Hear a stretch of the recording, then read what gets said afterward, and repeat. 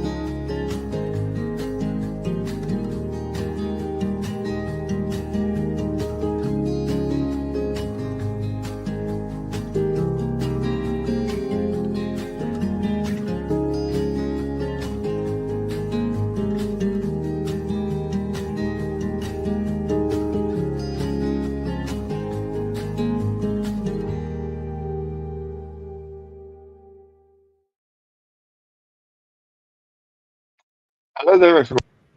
Doing very, very well. Welcome to the third Tuesday live stream. This being the third Tuesday of July. This is the earliest it can be in the month because the 1st of July was a Tuesday. Therefore, the third one is on the 15th. So it's really, really early in the month, which is quite off-putting, actually. It's quite catches you off your stride sometimes. Anyway, welcome one and all. I hope you are well. I hope you are not too drenched this evening. We're due some rain, but we haven't had any yet. But anyway, let me know how you're all doing. And of course, a big hello to Moderator Mikey. How you doing, mate? Hey, buddy. You all right? Yeah, not bad at all. How are you? How's everything with you? All right. I was out in the rain before, feeling very nice and refreshed. I bet. Yeah. Been a bit humid out here today. Fortunately, the old aircon thing does dehumidifying. Otherwise, I wouldn't be able to spray anything for the last week or so in here. It would have been impossible. But hey, there we go. It's a job, so we have to do these things. Yeah. So what are we up to tonight? Well, we've got the Conundrum coming up soon, which Mikey thinks he knows. I thought I knew after the first one. I thought, first clue, box clue, got it, nailed it, back of the net, Nick. And I then realised I was completely wrong. So that's always good fun. That's always amusing. And we'll just have a bit of chatter. Let us know how you are. If you've got any questions you want to ask about modelling or about the channel or about anything, do give us a shout. If you want to put a Q or question in front of the comment, that would be really, really helpful as well. And we'll see how we go. So what have you been up to today? What have you been creating today, Mikey? You started your bus, didn't you? Your omnibus. Yeah, World War One mini art World War One omnibus. Well, we did the civilian version. Very nice. Very complex, I suspect. A lot of parts. 388. Okay, that's quite a lot then. Yeah. And every one of them gets used. Yeah. And they're all about that big. Well, we even have to put the spark plugs on the engine. Oh, that's just ridiculous. So you're going to do it like... You got the HT leads as well, and you got to put a little clamp onto the HT leads to connect to the spark plugs. That is just bonkers. Are you going to have it like in a workshop or broken down or something, so you can have the flaps up to show off the engine? Because otherwise, why would you bother? Well, we've both got passengers to do with it. So John's thinking that it wouldn't make sense to have the bonnet up and have the passengers on because they'd all be off complaining that the bus wasn't working. Yeah, true. True enough. And I've said I don't care. If I put that much effort into making the engine, then I'm going to see the engine. Yeah. You could always have it driving along as if they'd taken the to overheating or something. I don't know. Yeah. Have a bit of steam coming off the other side of the bonnet. Yeah, look, almost make it look almost steam driven in a way. Yeah, that could be quite fun. Yeah, excellent. Wow, that sounds like a lot of work. Yeah. Okay, well today I have been mostly painting a Bristol Blenheim for y'all. Nice. So this will be here later in the week. I've painted pretty much everything else. It's now just a final assembly. I'm going to put the decals on it, and then I'm going to do like a work on the wings. Sound keeps cutting out, Gary. Oh, does it really? Oh, I'm sorry. Don't know why that is. It sort of clicks and then stops and then restarts again. Oh, well, that's a bit strange. Okay. Your battery's going in your hearing aids or something. Well, no, these are actually fresh. The batteries in my hearing aids, as you call them, Apple hearing aids here, are absolutely fresh. I recharged them. I will have a quick scoot to the audio setting and maybe change to, instead of default, to do that. And if I also do that, then that might help. Hopefully that will help. Anyway. We'll see. If it gets really bad, I'll just ditch these and talk through the computer. It's just a great sound if I do that anyway. But if you can hear me, That's better than not, I guess. Yeah, so with the blender, I'm going to put the decals on it, give it a coat of something, satin or something, and use some oils instead of a panel wash, because I'm going to try and get the panel work actually going over the decals, because I managed to do that an awful lot. So just a little bit of experiment really on that. See how we go with that. And I finished my beauty. Come here, my beauty. My Halifax was finished earlier today, and it is really making me want to start building the Revell one I have, which was the 2011-ish, 2009, 2011 or something like that. The tooling, just relatively new tooling. Or of course, go down to Margate and kick Dale's and tell him to get his one out as soon as possible. His Halifax needs to be out. They must be making one. If they're not, they're stupid. So I might need to go and give them a bit of a kicking to buck their ideas up, or tell me it's going to come out at Telford or something like that. There we go. So he wouldn't tell you if it was. No, he wouldn't. He wouldn't. But I don't know. Do you know? I think I need to do an interview with him on the channel, because he's got a bit of a history of blurting out stuff. So what you're saying is you're going to try and trick him. Yeah, he's got a bit of a history, because he does say whenever he does an interview, he has to go back over it and double check he hasn't accidentally said something. And now and again he goes, "Oh, geez, I said that," and then but no one noticed. I think I got away with it. Yes. Okay, you're right. Yeah, maybe a bit of media training is probably a good thing for you, mate. But anyway, bless him. He's a good lad, really. He's a good lad. He is. He helped me, so that was good. Yeah, absolutely. He does help out. He does love the model making community as a whole. He does. I know a lot of people think, FXO does make Spitfires and yada yada yada yada, but they actually, a very large number of the people there are proper model makers, and they actually do care, not just about making money, because otherwise they don't get paid if they don't make some money. Yeah, but they actually do care about the industry and the community as a whole as well, as much as they can as a commercial company. He loves veterans as well, doesn't he? Because his dad was totally. Yeah, which is why he got such a ribbing when he said corpse instead of core when they're discussing the Stolly, wasn't it? A pint. Oh, excellent.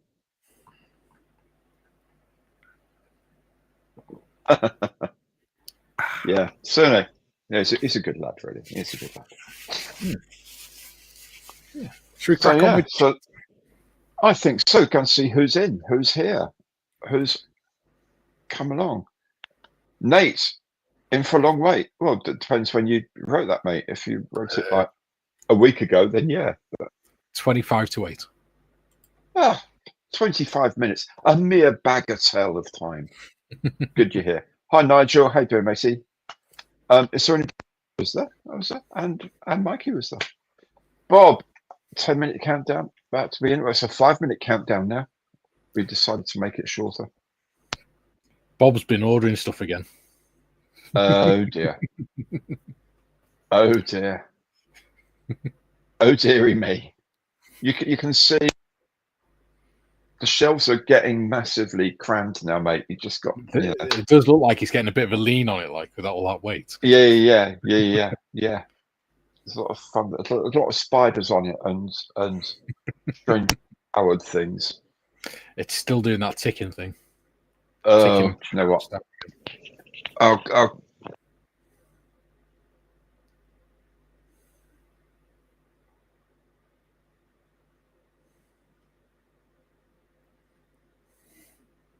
I'll keep him entertained with my dad dance.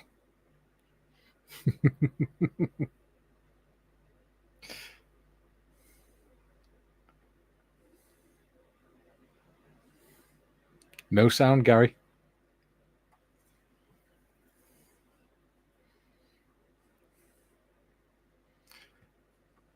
I could say what I want, and there's nothing you can do about it.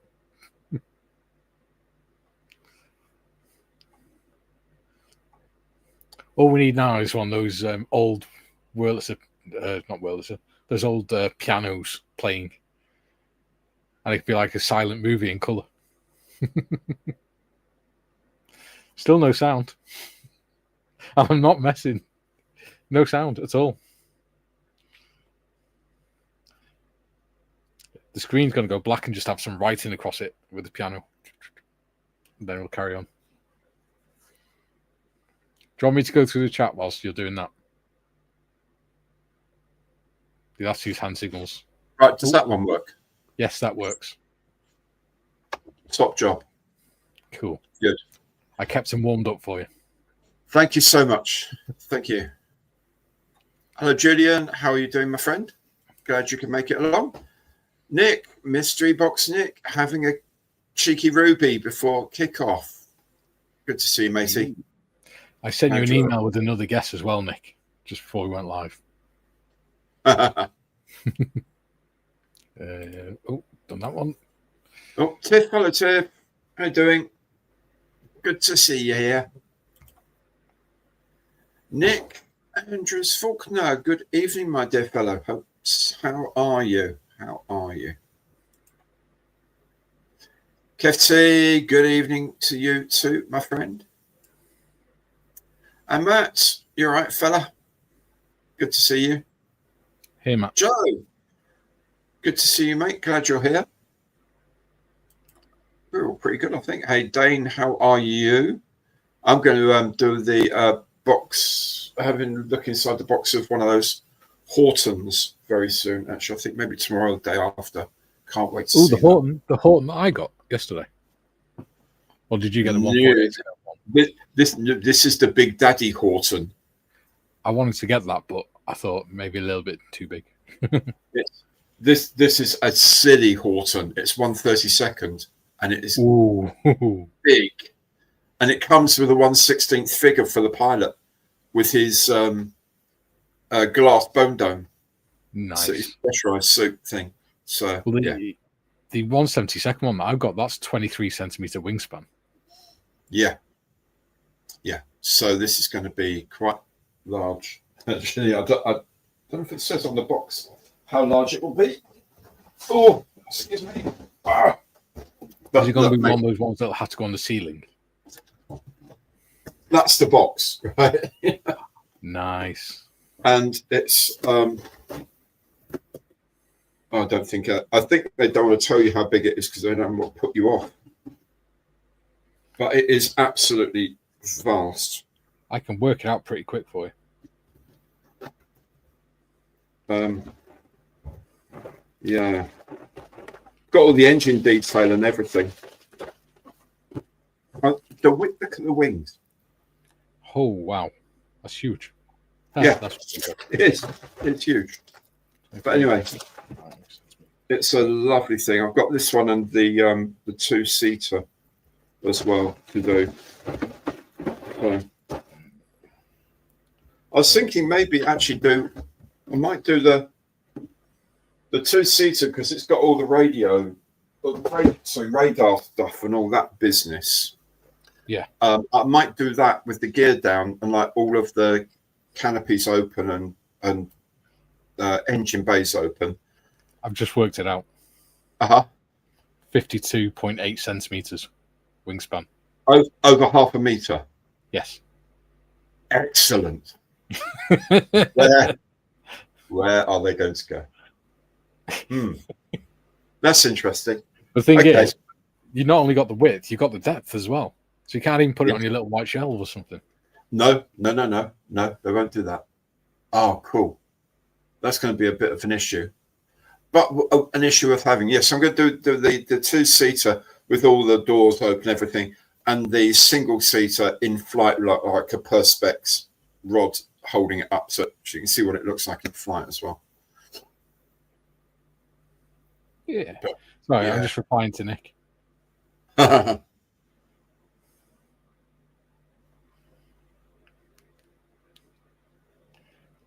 was right. You. Yeah. You know what I guessed. I know what you guessed, yeah. Very good. Hi. Chris and Lorraine, how are you doing? Guys could join in.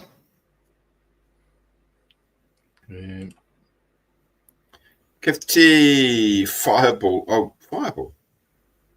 Oh, I think someone was drinking fire. Was it Joe Olmo was drinking Fireball or something?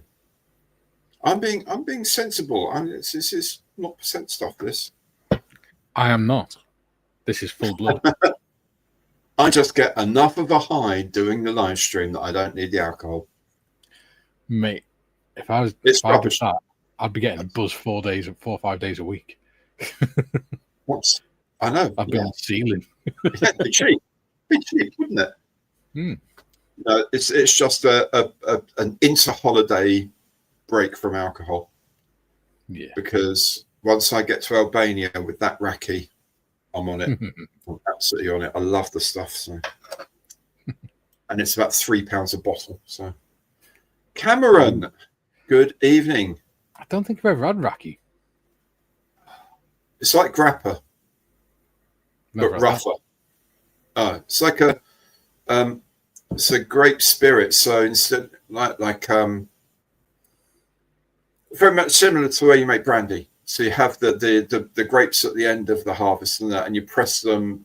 You do your first pressing for the wine, then you can press them again to get the last grape juice out. Then you distill that, and you have like an eau de vie or a spirit, but based on grapes. In brandy and Armagnac, they would then they'd use particular grapes, but then they put them into oak barrels to get the color and the vanilla edges and all that. Raki, they just don't bother. It's bottled, goes out.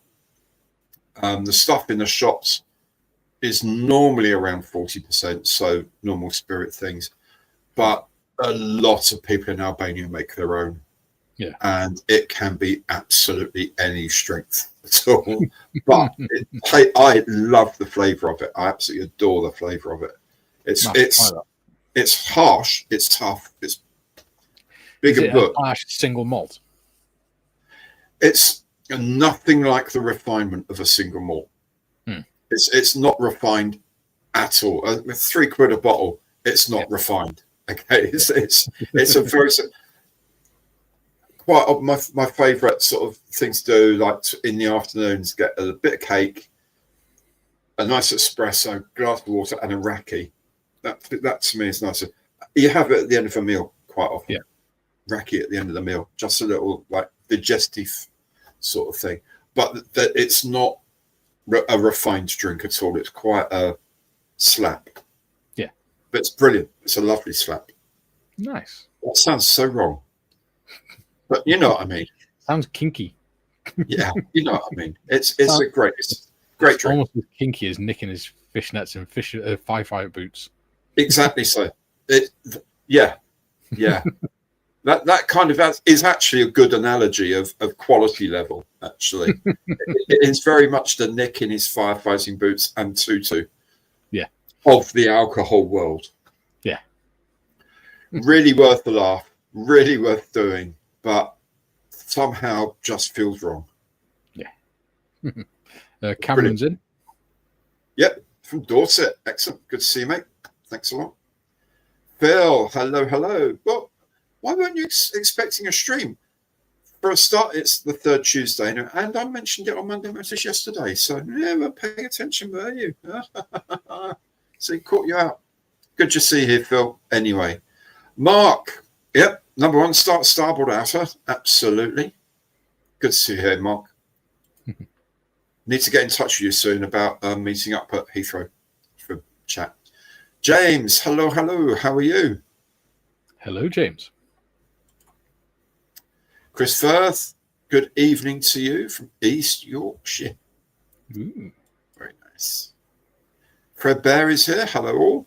Hello, Fred. Jim, Chicagoland, 32 degrees. Ooh. That's warm in a city where, I don't know, call it the Windy City, but when the wind don't blow, it gets pretty humid pretty quick with the lake right next to it and all that. And that's going to be Deeming okay. Whoa. Barney, how you doing, mate? Good to see you along. A lot of talk about Oromorph. Oh dear. They're all gone off the head on liquid morphine by the look of it. Yeah, I didn't know I had that bad an effect on people, but whatever. Dane just started the Haskawa Zero. Okay, nice. Very nice idea. And 109G6 as well. Carl, how are you? Good to see you. I've got a lot of Edward 109s to do. Gino, hello. How are you doing today? Hello, Gino. Angelic needy moderator. I'm not sure how to take that, man. You can fall out, Julian. Yeah. Could have been nerdy rather than needy. I don't know what he was trying to say there. Leslie, good to see you, man. Welcome. Brian, sound of Gary's cogs engaging. Yeah, that's a single click now and again is about the right pace of the cogs. I'll give you that. Do you know your sound is actually all right now? Well, I've ditched the Apple yada yadas. It's the sound. Well, the sound for me is rubbish because it's coming out of the laptop and the laptop speakers are knackered. But the microphone's in the webcam, so yeah, that seems to be doing a decent job. Yeah, it sounds awesome. Excellent, awesome. Oh. Sunny Scotland is pouring with rain. That's sad. But it's always, but not always raining, but quite a lot. Good question. A video redoing props in motion. It's pretty unlikely because I never ever do props. I don't even have the props turnable on my kits. I glue everything into place. So I'm probably not the right person to talk to about this. If you're doing it in motion, just leave the prop off. Yeah. But there are people who do really nice like acrylic discs and spray them really cleverly so they look like props that are moving. Of course, there are also people who put little motors into things as well, neither of which I do, Brian, I'm afraid. So that's not really my thing, sadly. Maybe I'll look into the disc one, but other than that, I don't. It'd be an interesting experiment. Yeah.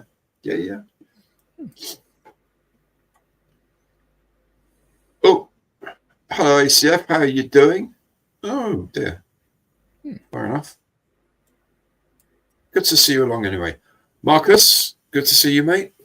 Very good evening to you too. Hey, Marcus. Hello, Nat. How you doing? Oh, very nice. Thanks very much for the Tonka, by the way. Really appreciated that. Tonka. What am I talking about? It's an F14. It wasn't a Tonka. It's an F14. That's right. Mentioned it on Monday. It's you flashing your Tonka kit at me earlier. Please finish that sentence. I said Tonka kit earlier. Bloody microphone again. The Tonka kit earlier.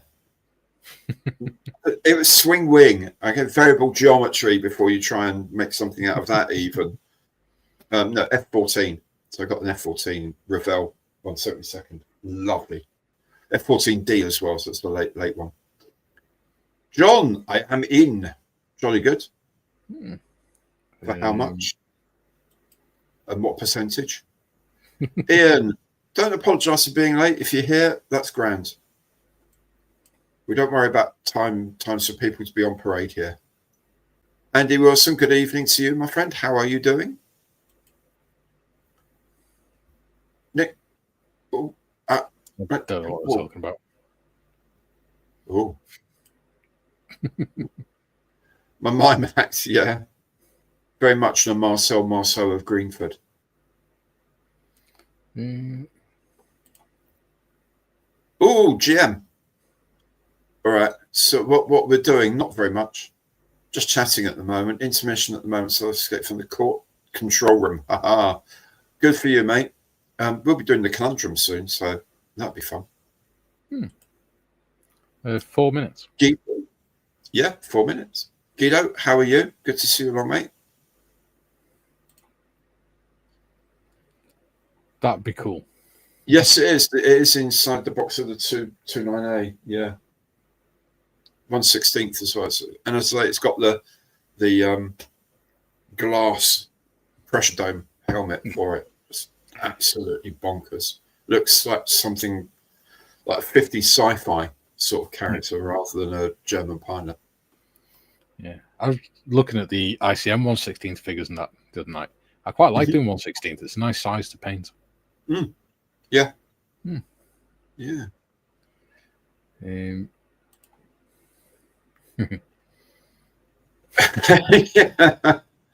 Very good, Andy. Exactly. A maths degree. Oh my God, that's very impressive, actually. Someone with a noisy engine. No, it's the air conditioning. No, there's someone outside our house revving the Oh, nuts right. Literally, as you said that, the aircon kicked in for a little bit. Travis, people remember the 229, but it probably would have lost out to the Goth at P60. Okay. I need to go and look that up. Adrian, good evening to you. Seeing if there's any new commenters.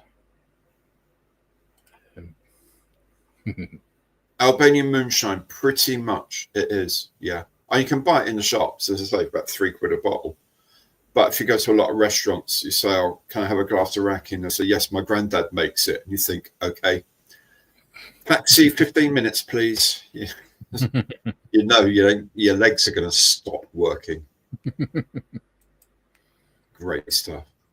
Love raki, got 2 bottles still at home. Excellent. I tend to bring a couple of bottles back from Albania with me, one for Christmas and one for just sort of. You got Pandaren for Christmas. Yeah, well, this is an interesting combination. It's going to be like an alternating thing. So yeah, I've got the bottle of Pandaren, thanks to Julian for the Christmas break. Yeah. So basically, by the end of Christmas, you're going to be lay on the floor just babbling in Welsh to yourself. Well, that is why I tend to do like a 12 days of Christmas thing, so that from Christmas through to New Year, I actually don't have to attempt to do anything to camera because it would just not work. It just would not be right. Phil Pascoe, hello. How are you? Good to see you along. Hey, David, how are you?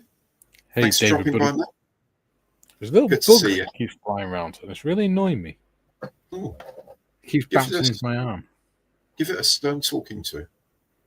I might get my electric bug zapper in a minute. Okay. Darren, hello. How are you?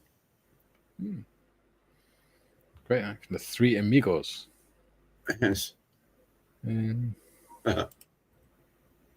Joe, Monday Matters best way to start the week. Thank you very much, Joe. That's very nice. Oh, Carl. Oh, you got the airbrush and compressor kit? Very lovely. Good. Nice. It's a nice compressor. It's a very nice compressor. Halfway between the desktop sort of nail bar things and the big boy stuff you have to have on the floor. You know, 7 pressure levels and stuff like that. And it seems to be pretty constant pressure, which is really nice. In fact, tomorrow, the day after, I'm going to do a proper quick review of it. And bang on the half hour, we've reached the end of the chat. My God, well done, one and all. Excellent. So, are you ready? Oh. I'm ready. Are you ready? I am. I'm going to show them the box. Yeah. Oh, there you go. That's the box. And the first clue is ding, structural failure dogged my career. Structural failure dogged my career. And Crazy Loacher, bang. Well, there you go. They probably, a lot of them went bang. Dude, it's so glad to see that name back on the stream. I hope you're doing well. Drop me a line and we need to have a proper chat. Oh, wow. Oh, dudes, thank you, man. Thank you so very, very much. Crazy Loacher, you are an absolute legend, my friend. So 20 memberships. So those who don't know, membership gets you the supporter special video, which is just for you guys, every Saturday, where I just sort of let you know what the channel's doing, my plans are, maybe look at a few things in the future. So I also start to think about how I'm doing stuff and what I might do. And I just want your opinion, because if you're a member or supporter in any way, then you're very much invested in this channel. Now, without my supporters, this place just wouldn't be happening. And it's not just the people who are channel members, it's people who send me stuff. It's people like Mikey who help keep me on the right side of the whole insane fence. There's a lot of very good people who also support in a lot of different ways. But all of you, I send you this thing. So that's what you get. So 20 of you are going to get that for next month, which is fantastic. So Crazy Loacher, dude, thank you so very, very much. That's really kind, man. What's going on? There we go. Oh, you haven't seen me in my pale blue suit. Okay, I don't know if it got to. I think you put it on your normal Facebook, but not the channel one. Okay, I'll put it on Gary's friends stuff, Facebook tonight or tomorrow, because he had some pictures taken with my granddaughter during her or after her graduation up at Durham. It's absolutely amazing. What a star she is. Why are so many channels giving the epic Stolia such a panning? Okay, I've heard a few people say there's a lot of stink marks and stuff like that. And then I've heard other people say, oh, no, there aren't. Now, I suspect a lot of that is the problems Airfix have at getting quality control. And as much as I like the guys there, I mean, they're brilliant people. As I mentioned earlier, they're proper model makers. They care about what's going on. I think they're just tied in. My personal impression is, and I don't know how right or wrong this is, I think they're tied into a contract with us with the manufacturer, the plastic manufacturers. And I think it's possibly across the whole Hornby group. I don't think they've got that much control over it directly. So, you know, like the Spitfire TR9 I got the other day and I built. There's a bit of flash on one of the parts. Now, it wasn't the end of the world. It sounded off. It was really quick. But it's an absolutely brand new tool. There shouldn't be any flash. It's a molding issue. It's not like the mold is worn out. It's only just brand new. So they're not controlling the pressure in the mold correctly. You can alter pressure at different points in the molds to get rid of issues like that. And they're not doing it properly. And they're not looking at they're not doing QC. They're not inspecting. They do batch inspections, not individual inspections. And I think the Airfixes in general, Airfix would benefit massively from making sure their contractor used machine vision or something that could actually inspect everything that goes out. And until they can do that, this sort of stuff's going to happen, I suspect, Barney. So I think it's a bit of a postcode lottery almost, that it's either you're going to get those problems or you're not. There's no consistency. I haven't got mine yet, so I don't know. To be honest, I don't see it as being that much of a problem, even if there is. No, it's just annoying. As I say, an absolutely brand new tool. Yeah, you shouldn't be getting sync marks. That's just lazy production. Yeah, you know. And having seen what the guys at Plastech do with the 124 Spitfire, the attention they spend and the care they put into it, you think, well, it's not impossible. And I know they're very different kits and different price points and all that, but you know, machine vision can inspect 500 oranges a second and pick out ones that have got rot on them that you can't actually see with your own eyes. You know, things like that. it can do amazing stuff. It should be able to get some bits of plastic looking right. Yeah. That's just, I don't know. Giddo, assembly a donkey, obviously from the Africa Corps. Okay, I thought it was a bit early for a Christmas scene. We've got some guesses. Woohoo! Okay, 144th Airfix Comet from Mark. I have to tell you, Mark, that was my first guess when I saw this clue as well. Theresa May. Yeah, it's the letters, wasn't it, falling off the back. Ian Williamson, the Lindbergh 196 Vickers Valiant. Oh, yeah, fair point. Oh, you missed it by 5 minutes. Oh, the last one, yes or no? Oh, well, you don't need to do that, but thank you for doing it, mate. It's hugely generous of you. Very good. Joe, Novo 196 Lancaster. Even a 196, that'd be quite a big box. Yeah. De Havilland Comet 1. Or Hawk De Havilland Comet. Yeah. Charlie, hello, mate. How are you? Good to see you here. My measure others. Typhoon Frog 1/72 scale. I know it's a bit. The box for those who care. Hoping it's quite a lot of you. 27 centimeters long, 10 centimeters wide, and 4 deep. So quite a compact feel to the box. It's another promissory note, isn't it? Yeah. No, it's actually. It has a plastic rattle to it, so I think we're okay this time. Yeah, he's just put some sheets of acrylic in there. Yeah. Some plastic card. Yeah. Oh, that's good. I need some plastic card. That would be useful. FX De Havilland Comet 4B, 144th. Following the same sort of thinking. Get out nice and master box figure you speak of. Have myself, have the donkey and rider set to appear in a North Africa diorama. That sounds so much fun. Yeah. 144 scale De Havilland Comet from Darren. Crazy is driving to Georgia, so we'll be listening.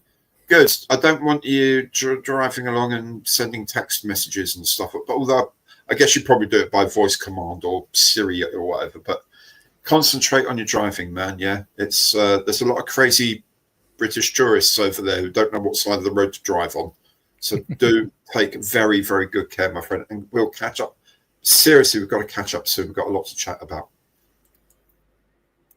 Mark comes with the 144th scale Airspeed Ambassador. Oh, that was a lovely plane. That was a very elegant looking thing. FX Queen Elizabeth II in 1/600th scale from John. Giddo, Revell 1/32 Hawker Typhoon. Dude, it's going to be quite a lot bigger box for 1/32 Typhoon than that, I suspect. But thank you for guessing. Thank you for joining in. Locan, how are you doing? Revell 1/1200 scale RMS Titanic. And 144 Frog Lockheed Electra from Mark. Joe, you're gonna. I thought we're lucky to see you.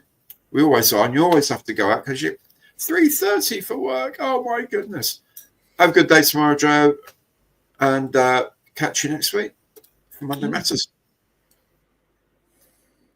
Mark comes with 144 scale feet. Valiant Bob by Frog maybe. Okay.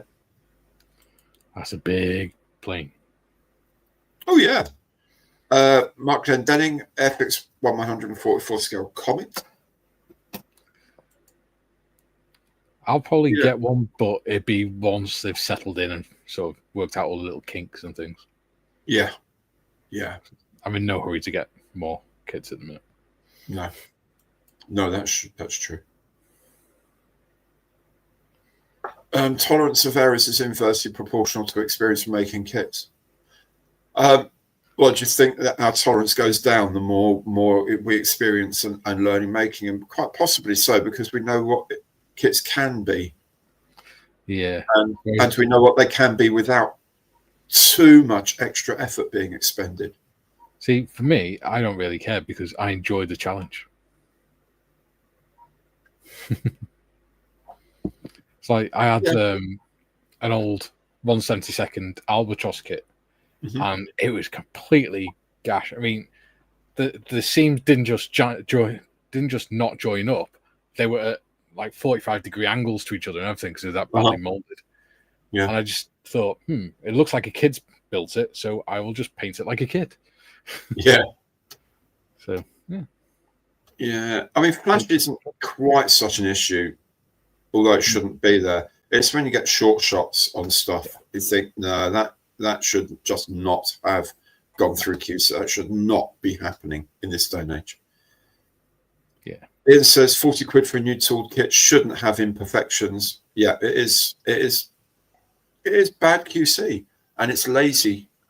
Well, the thing is, if ICM and Mengen that can do it for that price, yeah, there's no reason why Airfix shouldn't. Yeah, it's done to a price. It's done to but I think it's done to a deal that they didn't actually negotiate. I don't know that for sure. I'm just surmising because I know that the more control over things Dale can have, the happier he's going to be, because the happier he thinks it'll be the way it is. Like he'd like his own sales force that he doesn't have, because he wants to speak to model shops as Airfix rather than as part of Hornby Hobbies. But you know, that's what he's got to do it with. Nice. I very strongly suspect he's down that way with the production with Scale Extrix and with Hornby and all a lot of plastic molding going on. I think you're probably right. Gino, 1/600th Airfix ship.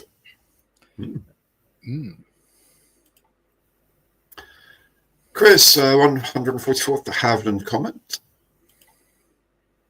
Barney, 172nd to Haviland Vampire. Okay. And A model HE162, 172nd scale from Chris. Oh, that's terrible, kids. Or HE163 in 172nd. FX to Haviland Sea Vixen from Charlie. Sea Vixen's nice. It was His Majesty's airship in those days, R101 with a Cardington mask, 1/700th scale by Classic Airships. That's one thing I've never made, is an airship. I would like one of those. Actually, R101. Oh, sir. NPM X-15A2 hypersonic shuttle, 1/72nd scale. And Flying Dutchman, Dutch Dave, the Revell 1/72nd scale Fokker DR1. I like the Fokkers. And Chris, AZ Morals, 1/72nd scale HE162. That would be big. Julian, Avro Manchester Mark 1, Ardpole in 1/72nd. World War, biplane World War 1, not the World War 2 bomber. Yeah, good knowledge. Ian, 1/1200th scale Kia Starmer. Still wouldn't fit the head through the door, mate. Oh, dear. Adrian, how are you doing? MC Ertel, 1/72nd. B-52 suffered from structure failure in the rear control surfaces. Yeah, they had a lot of problems with acoustic issues on the flaps as well when you revved up because of the positioning of the engines. There a lot of shock issues on the flaps. FX Belvedere helicopter in 1/72nd. Nice idea, Mark. I actually do have one, so Nick wouldn't have sent me that. Pretty sure he knows I've got that. Do you send him a kit list of what you've got? No, but I think he would know that I've got that because it's a recent vintage classic thing. Andy, Revell 1/76 hour space shuttle, 40th anniversary. Added to which, I know the box is bigger than that. So yeah, I know it's not that, but I don't think he would. Darren, A model 144 scale DH106 Comet 4B.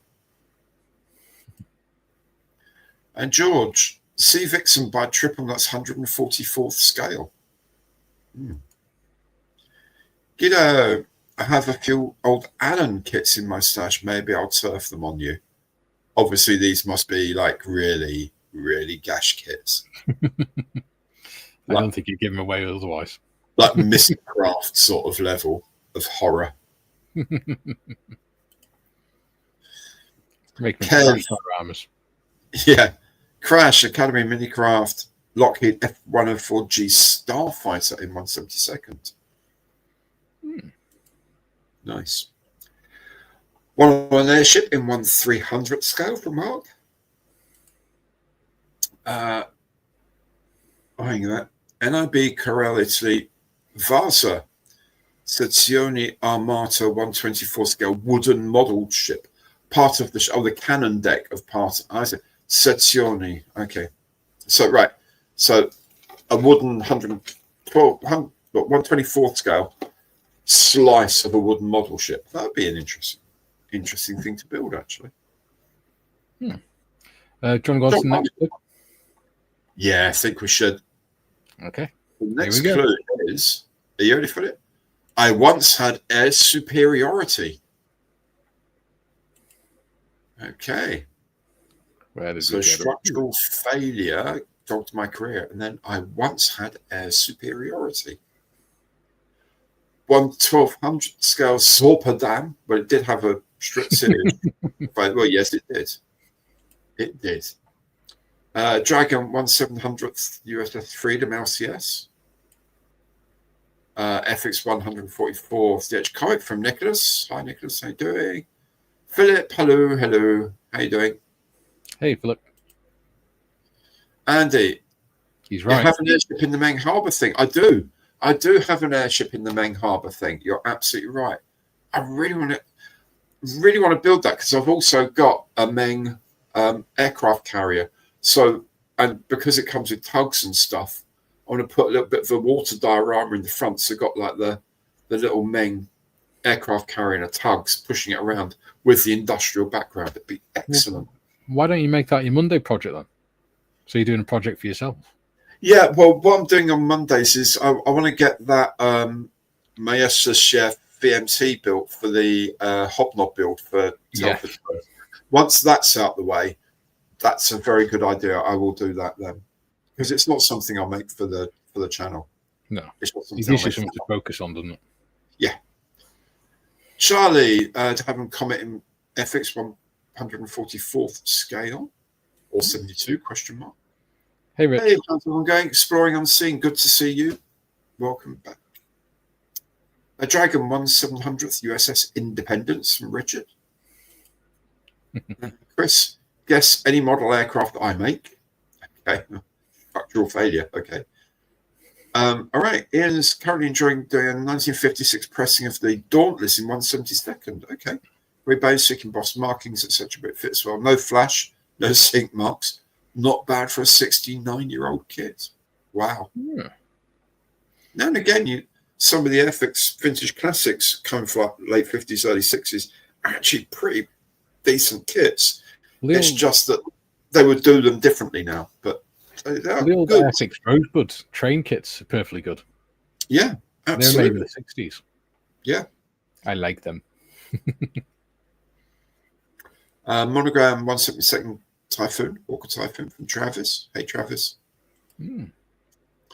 Dutch Dave. Alan kits are great if you like real scale modelling. I think Mikey will like the challenge.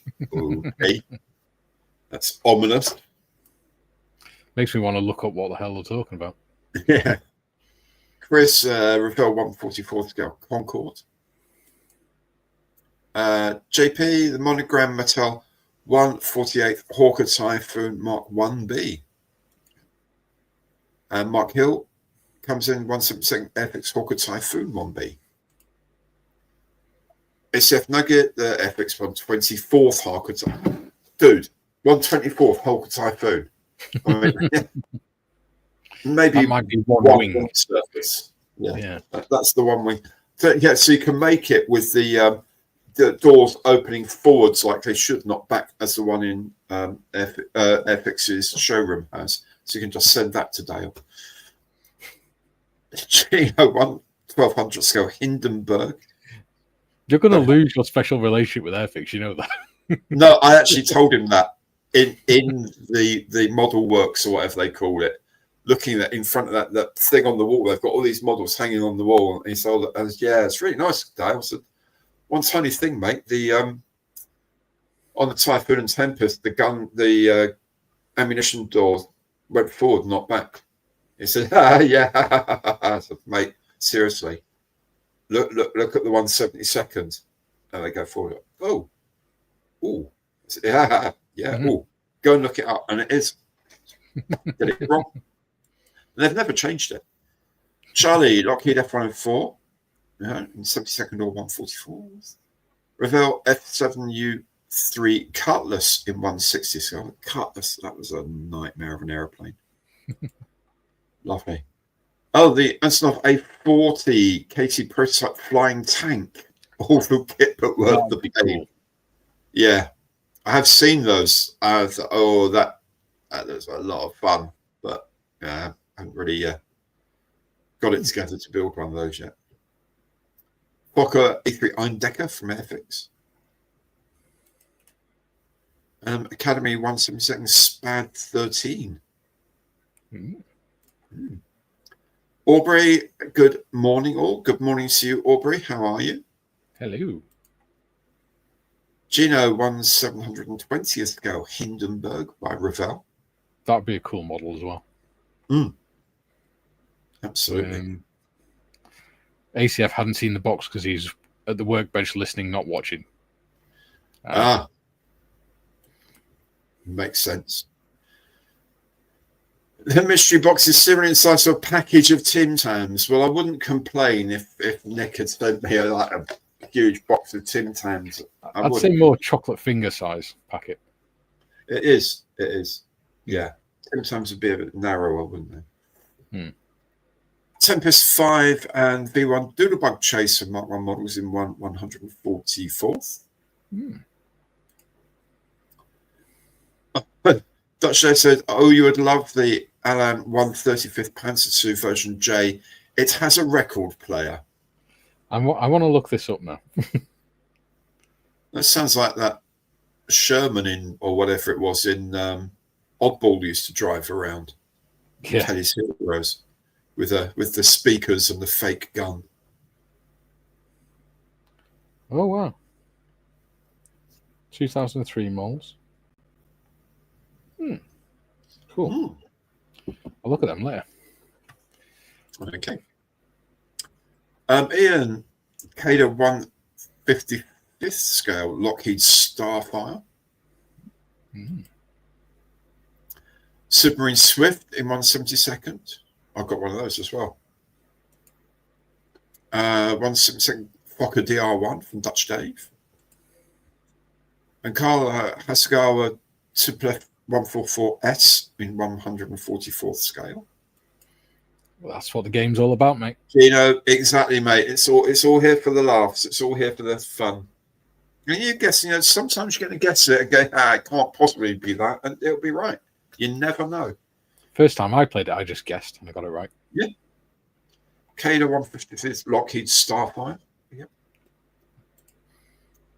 Andy, what's a Tim Tam? Seriously, dude. Oh, you don't watch enough live streams on Bearded Veteran Creates. In fact, none of you watch enough live streams on BVC because Tim Tam is an Australian origin biscuit, similar in concept to the Penguin, in that it's two biscuits with a chocolatey sort of filling quite often. The original chocolatey filling between two biscuits wrapped in chocolate. Yeah, lovely things. They do caramel ones and dark chocolate and whatever. They do a version. You can get them in Tesco's for certain. £2.50. There you go. That's the man who knows his Tim Tams. They do them in home bargains now as well. Oh, really? Okay. Yeah, I get the dark chocolate ones. Okay. I mean, they are really nice. I do have to say they are really nice. They're like a lighter version of Penguins, but bigger. Yeah. Yeah. They're lovely. Really nice. If you're into chocolate biscuity type things, definitely look them out and try some. Oh, Jim's got an Allen kit and bought it at a local hobby shop, and it had an Eduardo Abba detail set. Okay. Nice. Oh, there you go. For Mikey, Gary, sorry, not getting the stuff off to you. Just that's not a problem, mate. You just keep yourself well. Yes. We can always wait for stuff. Yes. That's not the important thing. The important thing is you keeping as well as you can and out of pain as much as you can. Yes. Totally and with by saying with keeping out of pain, I don't mean massively cramming loads of painkillers and then ordering half of Amazon. Okay, Bob. Just it's lovely, but yeah, Bob. keep a level there, mate. Keep a level. You're an absolute gem, Rob. Right. Rob, cardboard air fender Stratocaster. Cardboard air fender. Nice. Chris, 1 second F94 Starfire. Okay, we had the Starfire earlier. Conquer ME262. Yes, they did. Remember Winkle Brown, when he tested one, asked how long the engines had been on the aircraft for. And okay, I'll fly it anyway. That'd upset Marley. Yeah. Tim Tams, the Australian homage to the penguin biscuit. In some ways it is. Yes. But Marley would not be happy to hear that. No. ICM 144 F144D. Chris. Adrian, could see a Wacko CG4 from Italy. 1 second. Lilienthal Glider Historic Wings in 172nd from Philip Jones. I suppose at one point he had air superiority in that he was the only person in the air doing his gliding. Oh, Jim's got to find some hobnobs to taste test versus Tim Tams. Do you know what, John? If we could, Jim, sorry, we would send them to you, but they'll be confiscated at customs because you're not allowed to send foodstuffs. True. Travis, also the Chit Chat, which is the NZ version, New Zealand. Chit Chat, are they New Zealand versions of Tim Tams? Yeah. Cool. Artiplast, Fokker DR1 from Dutch Dave. Artiplast. Oh, excellent M&S substitute for the chocolate hobnob. Yeah. Is that because chocolate hobnobs are particularly difficult to get? Are they cheaper? Is it? No, I don't know. That sounds interesting. There's an M&S food store not far from us. I think that could be a mission. The Hele F8 Crusader, 172nd scale from Chris. Ian's off the home bargains tomorrow for Tim Tams. Good man. I think they're actually cheaper in home bargains than in Tesco's as well. Oh, wow. The Ravel Curtis Helldiver in 172nd scale. Edward Fokker Eindecker in 172nd.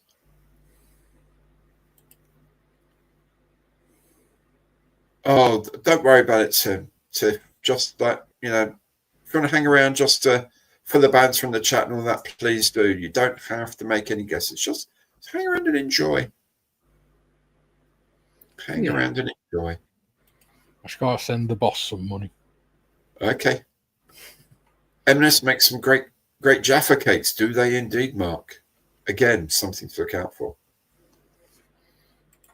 That's the chat call with John Gonson next week. I think we should. I think this might help a little bit. Yes.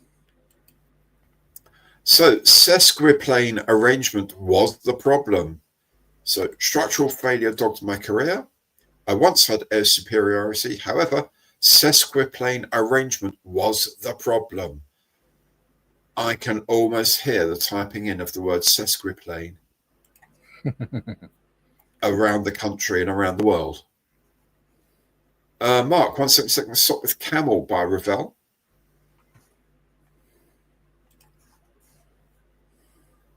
F8 was a good one. Good guess. Charlie says. In F8, that's a lovely plane. Got a 148th one. Another thing I really want to build. 148th F8 Crusader. Lovely machine. Absolutely beautiful. The last gunfighter, they called it. There you go. Jim is being frank and honest. Guess no bloody clue. Yeah. They seem to be struggling a little bit with this one. Definitely. Because they're trying to copy out Sesquiplane when they type it out. Yeah, they have to keep flicking back between the screens. Yeah.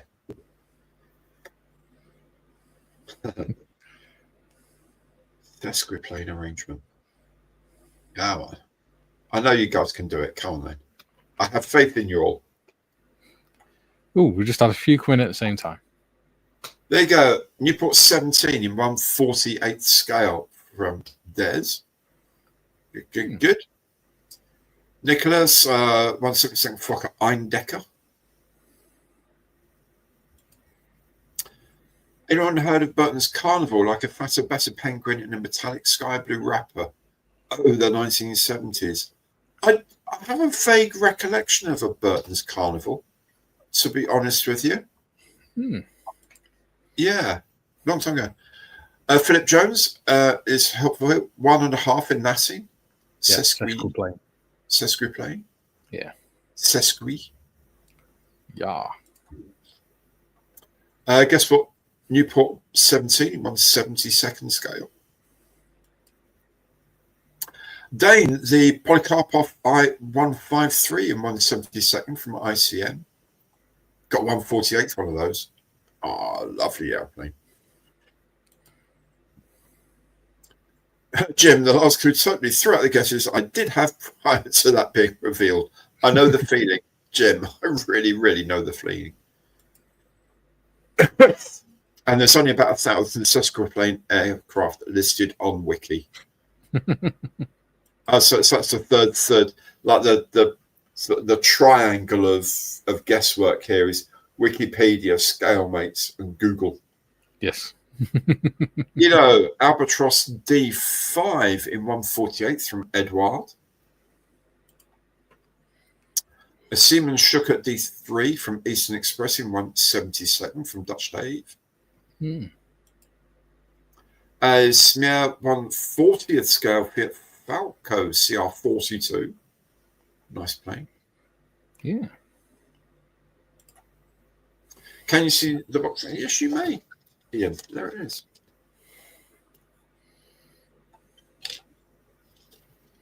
Not a particularly large box, but quite a long one.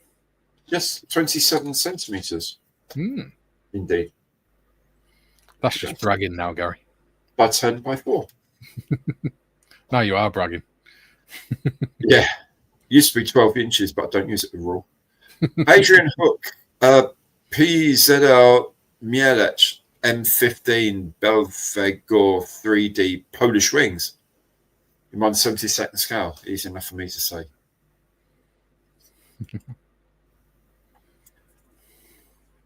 Does a Sesquiplane have a large footprint, or is that a Sasquatch plane? I think the latter, Rob. Sasquatch plane, it's hairy. There's Hudgens Fokker D5 Edward in 1/72nd scale. Nick, the Roden 1/48th, 1.5 Strutter 2-seat fighter. Airfix Albatross D5 in 1/72nd from Charlie. Oh, Joe, main AC went out. Oh, my goodness. Mine's working. Sorry to hear that, Joe. 1-to-1 scale pack of 12 Tim Tams. If only. If only. Julian comes in with Fokker D8 from Beach Nut Models in 1/72nd scale. Des Red Baron, not a fan of the old D5. All right. Dane comes in with the KP 1/72nd Newport N116. And Rob's back with the Newport Delage NID 622 from Hele in 1/72nd scale. Jim says, Rob, or as the trailer park boys called it, Sam Squatch. And John says, there goes my Q2 guess. Yeah, I guess so, mate. Matchbox 172 Fiat CR42, but that's a Simon thing, yeah. It would be. So CR42 Falco from Pavla in 172nd. You're right, it won't be a Matchbox kit. It will never be a Matchbox kit. Joe says it's in the high 90s with it feeling like 115 here in Mississippi. Wow. That's warm. So sort of 30, 35, 36 degrees. Newport 1116 Bebe in 148th from Smear. I think it was Sunday. It was 31.5 degrees here. Wow. And it was 37 degrees in the car. Dear God. David, how you doing, mate? On the verge of completing the third of 3 F-35s, 2 Bs and an A. The FX starter is a dream. The 172nd, it's hilarious, bit of a nightmare, but the Israeli 172nd is a dream. Okay, on with next. Yeah, the FX starter is a pretty cool kit, actually. Jim says, Jolio, yeah, pretty much the same here, 97 degrees with the humidity factored in. Wow. Carl, so the Smear 148, Newport Bebe, World War One, or the Newport 11. Glencoe, Albatross D3 in 148 from Portland. How you doing, man? Hawker Demon 172nd from Airfix by Gino. And Julian comes in, Fokker DR1, Red Baron's aeroplane. Artesiana Latina in 116th. That'd be quite big. And that'd be a lovely thing. I've done a 132nd Albatross, and that's got a wingspan of about 30 centimeters. Nice. That would be nice. Yeah, about 30 centimeters, a bit wider. Yeah, that would be cool. Yeah. The Albatross D3 by Ravelli, 172nd scale.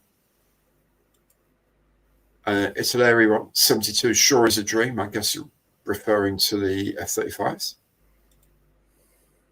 Andrew, hi there. High quality 114 to 9-cylinder radial engine from Planet Models in 172nd scale. Why is a live stream just about the mystery box? Because it's a guessing game. It's a fun thing we do each week, or each stream. And people like it. People like guessing.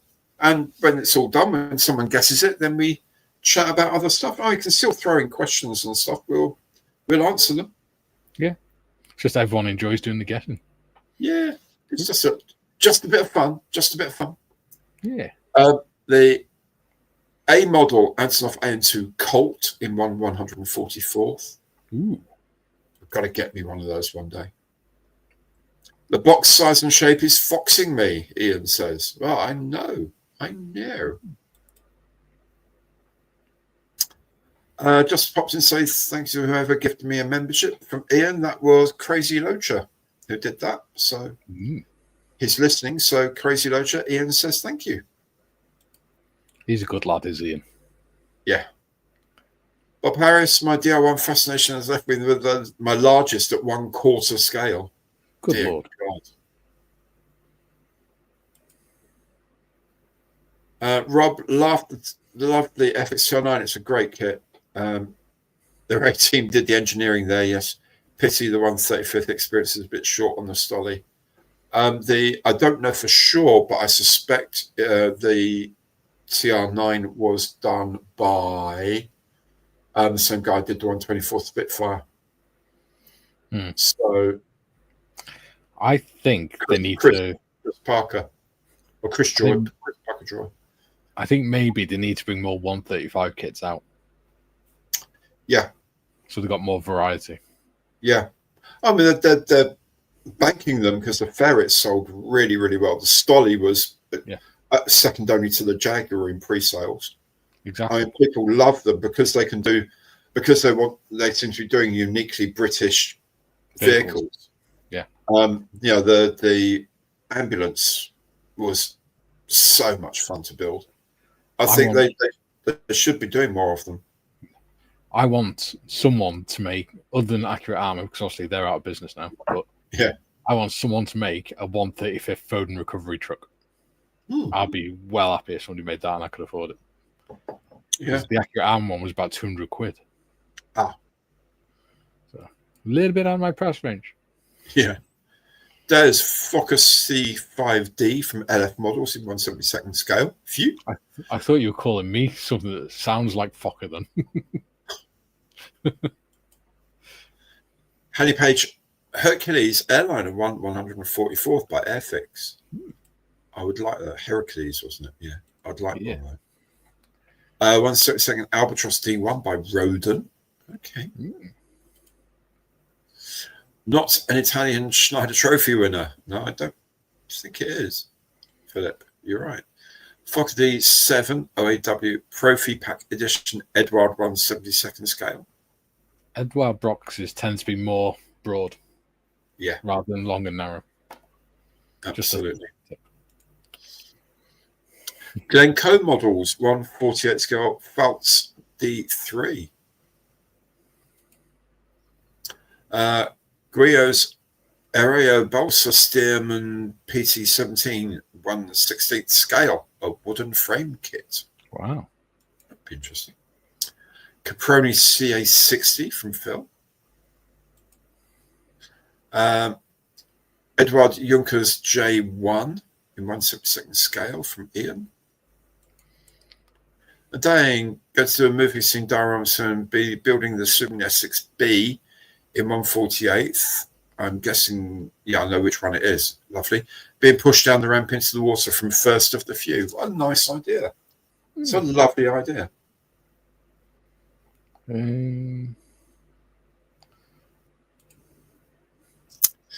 Oh, Julian's got to go at past. If not guessed before I go, please let me know. Yes, we will, mate. Don't you worry. We'll let you know.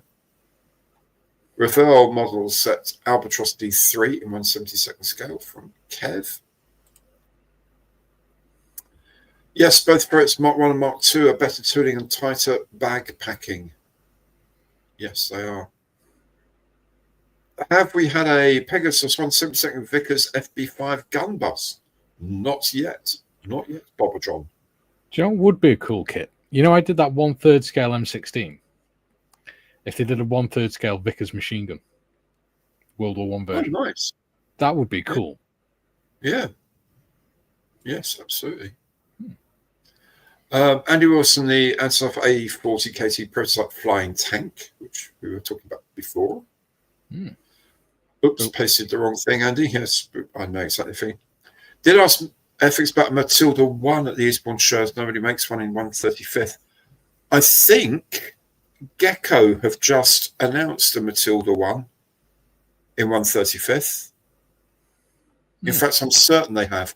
I check either the one that's just gone or the week before's Monday Matters. I definitely had them in there. I think this Monday.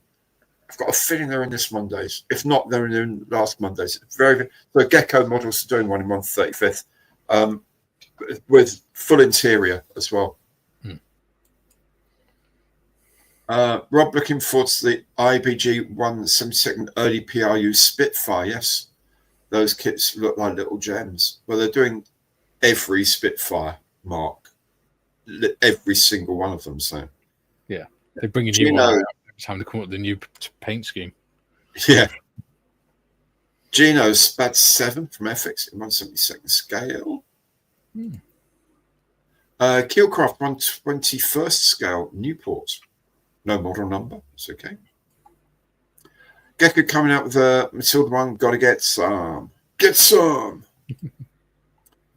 Oh, yeah. And he saw about the Gecko 1 on some bloke stream on Monday morning. Fair enough. I thought, I'm sure it was a Matilda.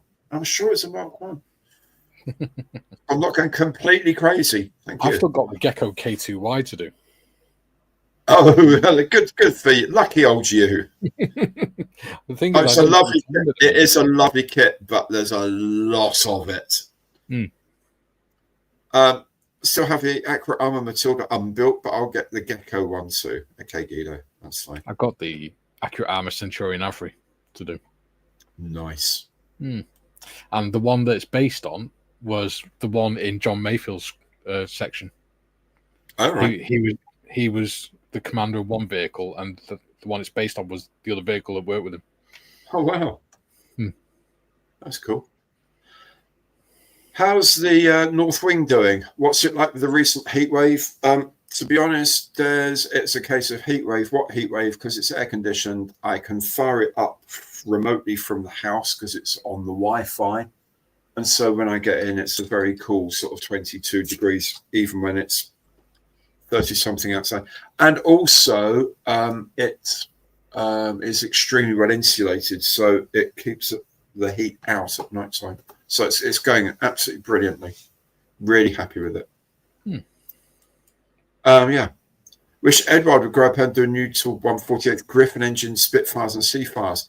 Yes, indeed. Although Dane, do look out for DBMK because they are going to do the whole of the range of Griffin engined Spitfires and Seafires in 148th. They're already working on the design work now, the CAD work now. So they're going to do a properly good job on it. Are you ready for the next clue? I think we are. Bloody hell, it's April. So there we go. So structural failure dogged my career. I once had air superiority. Desk grid plane arrangement was the problem, and bloody hell, it's April.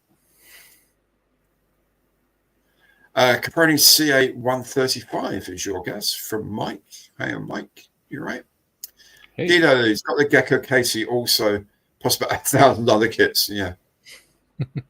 Well, I made the Gecko Casey. It's nice.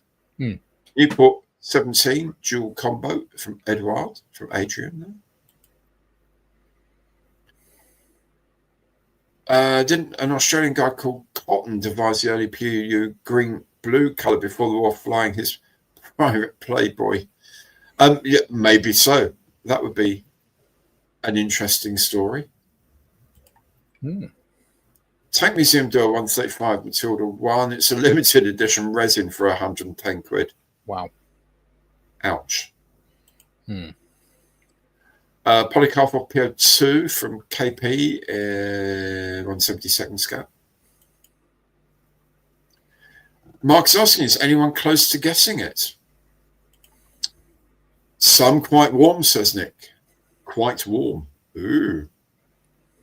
Ian says that must be, oh, sorry, Guido says that must be the accurate armor one, Ian, that they're selling in the shop. KP Polycarpov PO2 in 172nd scale. And Aurora Albatross D3 in 148 scale from Ragamer.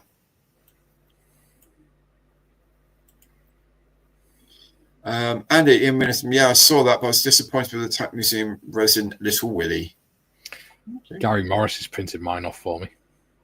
Very nice. Because we found the designs on Cult 3D. Oh, right. Cool. Arras, says Des. Did something just bite you? Yeah. Or what piece of photo you just dropped? Yeah. Rodin 148 RAF BE2C. Bet everything on Airfix a 172nd BE2C. Is that going all in on the Airfix BE2C? I'm just looking at it. Size of the box, mate. Size of the box. Wouldn't go all in just yet. Oh, he's an Iraq veteran. Sorry? He's an American Iraq veteran. Oh, right.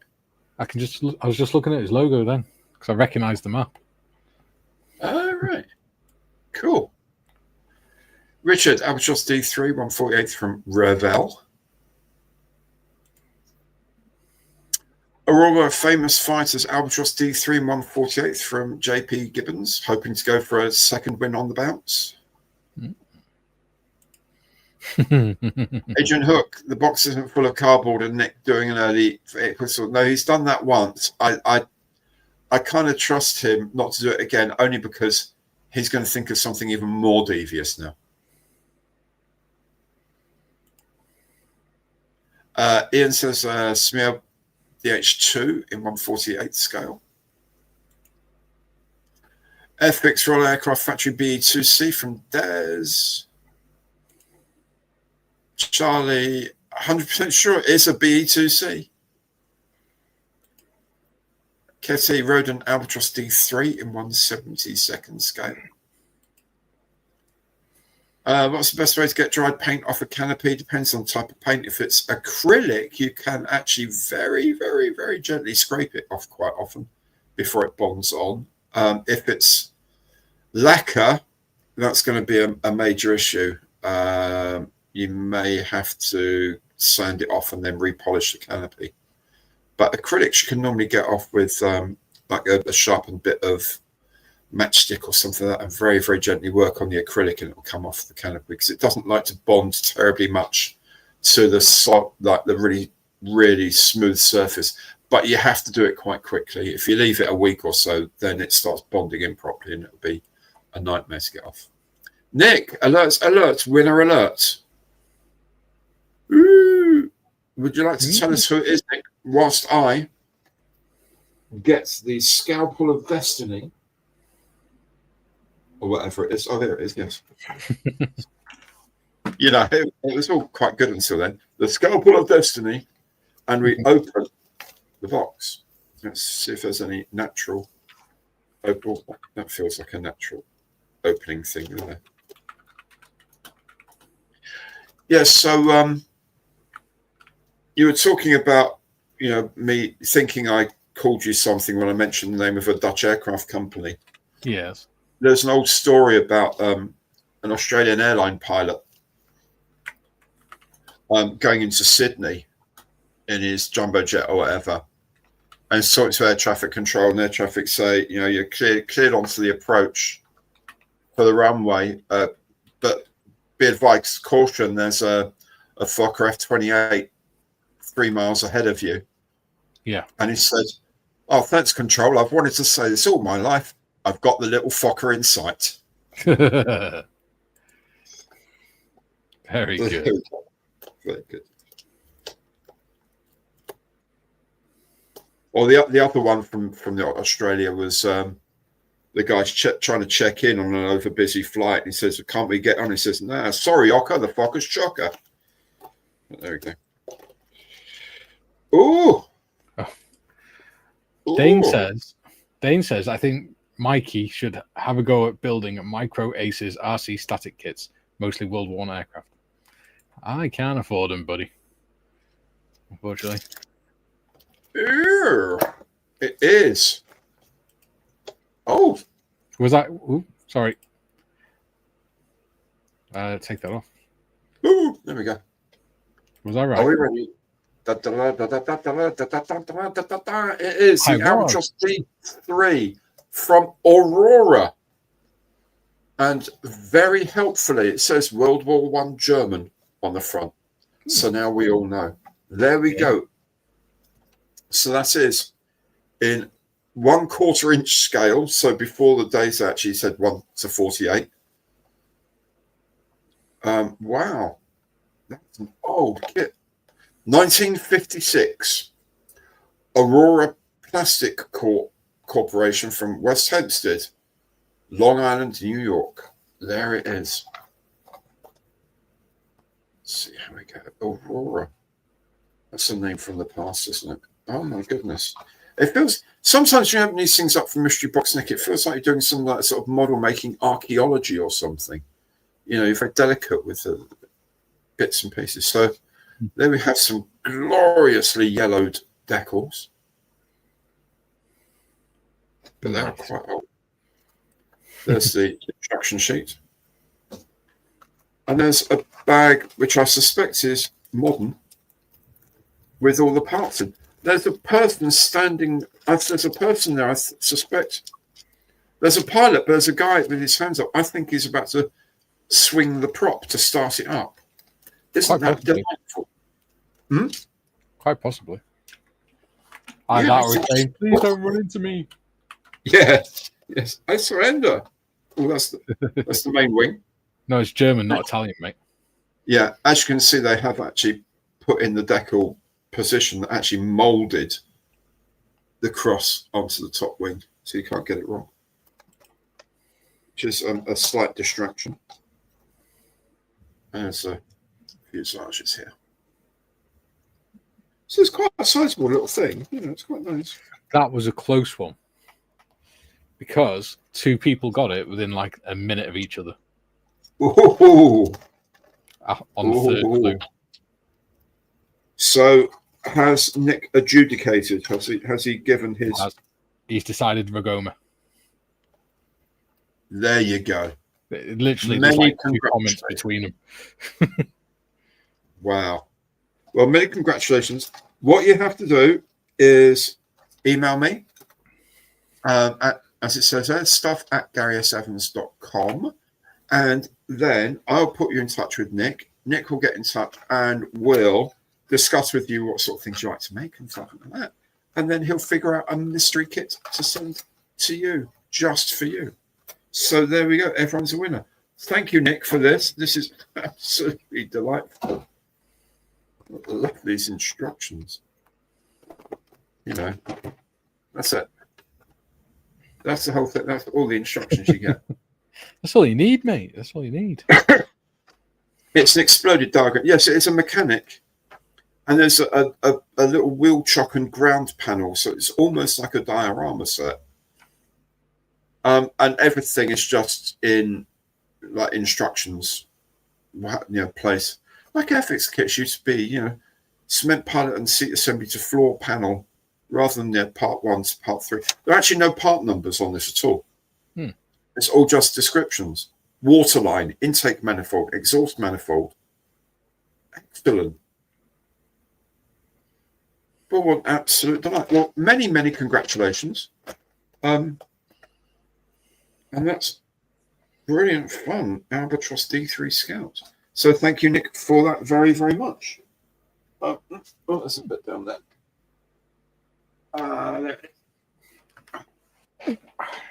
Well, that was fun. Wasn't it just? Yeah. I was wildly out with my de Havilland Comet, of course, airliner, which is what I thought it would be. Only based on the first clue, and then the other clues came in, and I thought, nah. Gary. Yes, I know, you got it right. Let's let everyone know.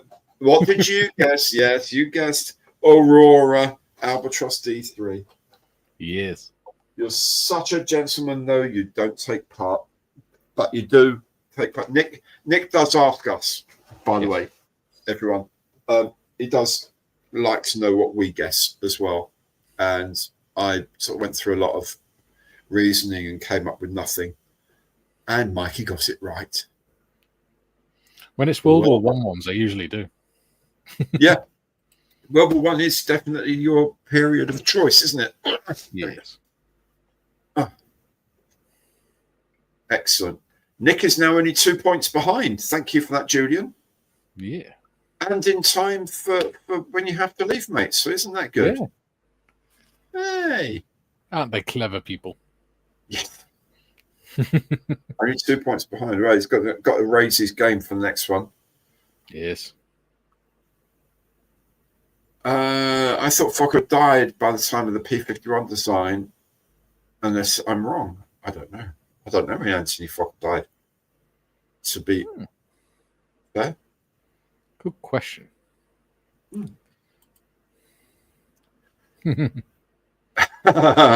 We send each other a Christmas present. That's fine. Yeah. Oh, hey, Telford, dude. Yeah. I'll buy you a fortified coffee at Telford. Absolutely. No problem. Well, you send me kits anyway. There's also a bar at Telford. So there is. Apparently, John didn't know about that. Don't know how he missed it. Oh, here we go. Nick, no, yeah, his hackles are up. Next one could well be a stinker. Yeah, it's going to be like a scale model of Pepe Le Pew or something, isn't it? Yeah, but it's all about the clues, isn't it? It's all about how devious he is with the clues. And we've had a model of a big surfer smoking dope before, and someone guessed it. I did. I got that one as well. You did. I did. You did. Yeah. The only reason I got this one is because I did the 132nd Albatross, which I actually did mention. You did indeed. So when I was doing that, I did research for it. So. And I remember that was the problem that they had, the structural failure. Right. Because they found that when they were doing the aerobatics, the wings would still go and they'd fall out of the sky. As I believe they say in Spain, no es bueno. Yeah. So they kept trying to reinforce the struts, and then they realised it was still happening. And eventually they realised it was because they designed the wings. Because they're one-half strutters. So, Yeah.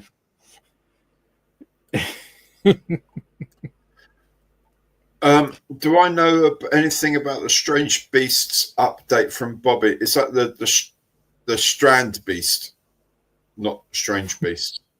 He's ordered another 2 by accident. How? How? What? Why? What happens is he puts, on eBay you can put you're watching the auction. Yes. He keeps forgetting, so it comes up with an alert that the auction's come to an end. So he just presses OK on it, and it orders.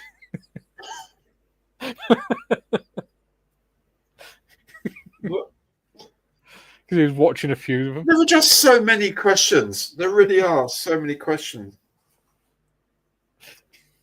With Nail and I, we've come on holiday by accident.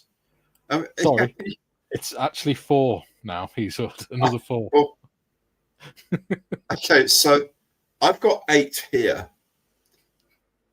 Eventually going to various places. He's just ordered another 4. Is he buying out the whole production?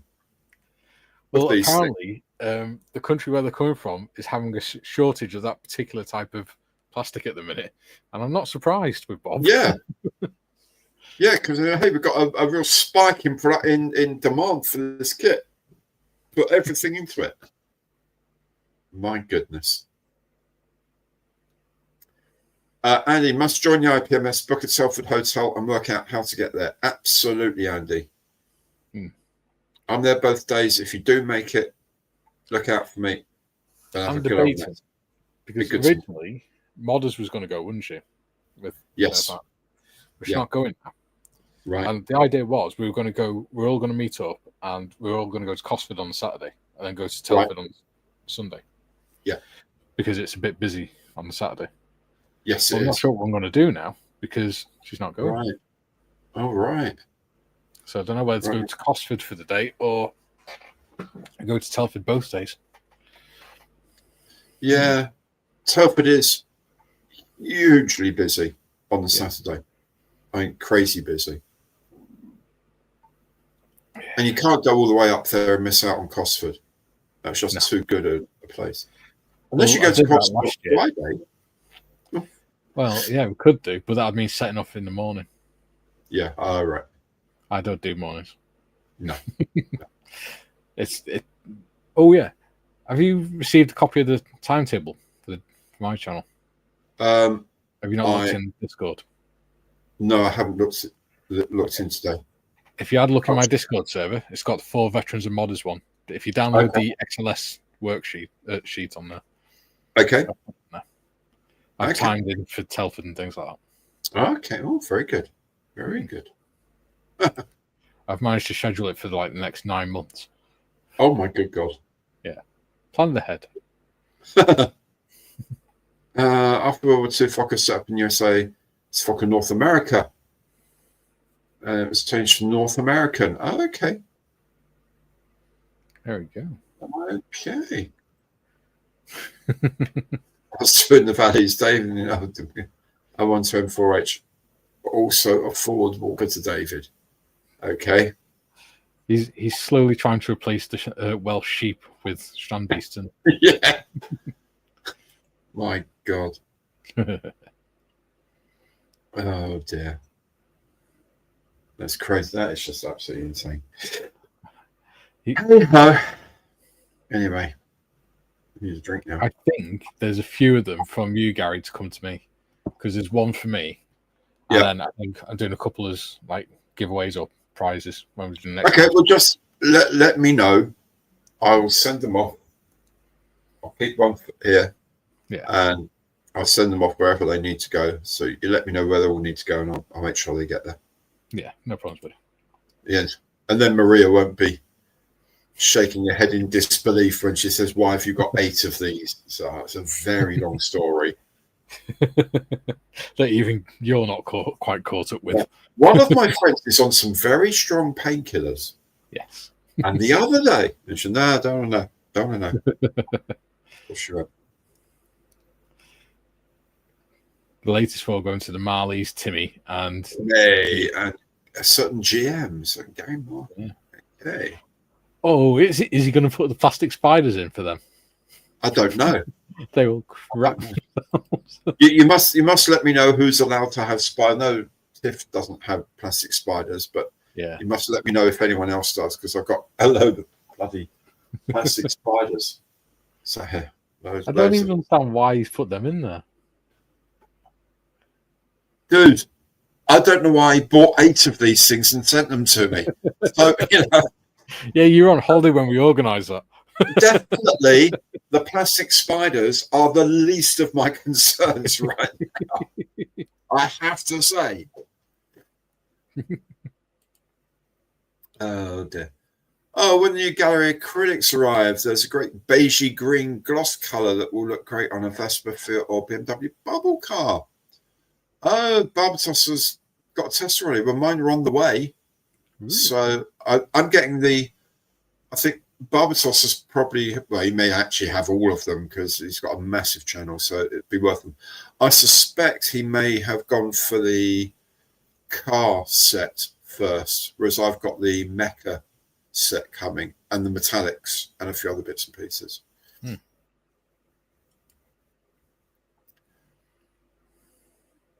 Yes, if you build a strand based by small flange and play, yes, absolutely.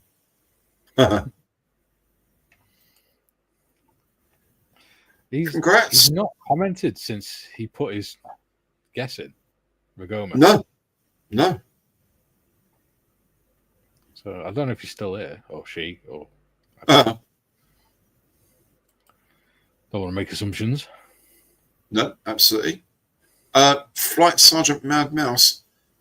If you're referring to Geronimo Stilton, he's terribly well, thank you. He's hidden by the halo there. Is this set up there next to my TV? Surveying the model making world. So it's doing very well, thank you. I did have the spiders because I got a large bag of them for last Halloween. I'm not surprised. You probably thought, oh, I'll buy a few spiders, and he bought like a bag of 800 or something. What? Just sit there in the window throwing them at kids as they walk past? Yeah. Trick or treat that. Yeah. Yes, I reckon it's our Aussie staples. They're an overbuy from last Halloween. There we go. Oh, a classic Lambretta SX200. I don't know anything enough about bike kits to have an idea who might even begin to do one. SX200 is a scary scooter. I know nothing about them. What should you send to Bobby as a payback? Ooh, good question. Ooh. A rubber snake on a spring that pops out of the box. Yeah. Can you imagine customs checking that? And what exactly is this? It's a long story. A friend of mine is on some very strong painkillers. Yes. We're caught up with the chap in the chat at the minute. Chap. Excellent. Hello, chap. Yes, caught up with the I think I better go back to the ginger beer. Since I've drank my Nuki Bro. I like these ones because they're sugar-free, but they've got no aspartame in them either. Excellent. And Tesco's regularly have them on sale for 40p. Oh, wow. So I go in there and like put 8 in the trolley when the wife's not looking. Because it's pretty much the only pop I can get that doesn't have aspartame in it. Right. Or sugar. Oh, Italeri do a 1/9 Vespa. It would make sense for Italeri to do one, wouldn't it? had an Essex 200 rebuilt to 225 many years ago. I don't know if this is another dream or whether it happened. My snake escaped and hid in my boiler, came out in a hurry when I sparked it up. Well, yes, it would. It could always be euphemism. Let's not go down there. Yeah, the man's on medication. It's a road we're not going to explore. Gary, maybe a year's supply of K-pop videos. Yeah, do you know what? Yeah, that would be the trick.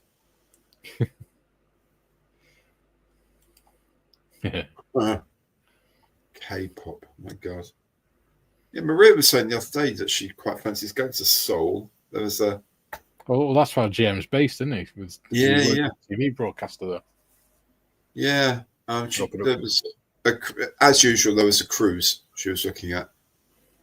Went from South Korea, went to Japan and to Shanghai and Beijing, or somewhere near Beijing that you went off. Yeah, quite fancy.